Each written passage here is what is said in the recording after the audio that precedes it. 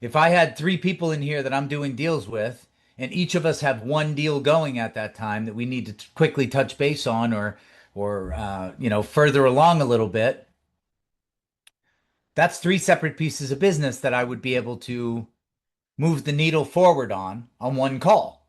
Does that make sense? So if I'm a checklist guy, I happen to be a checklist guy. That's my style, how I go through my tasks for the day. I like to have an actual checklist and then I like to actually check things off when they're done or cross them off.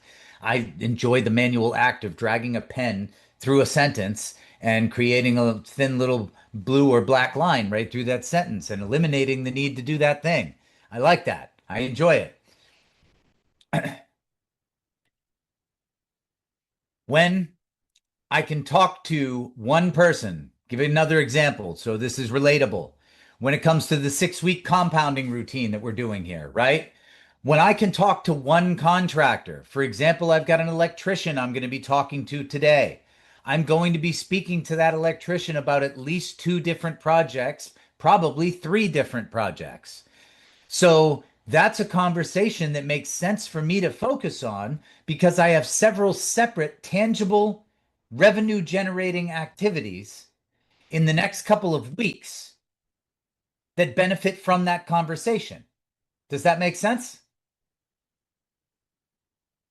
So I'm trying to allocate my time and my resources in that kind of a way. If I've got a bankruptcy attorney that I have 7 active short sale referrals going with at one particular time, right? That person is a high priority phone call for me. If I can talk to him on a Tuesday afternoon and get that out of the way, that's 7 different pieces of business we can potentially address in that one phone call.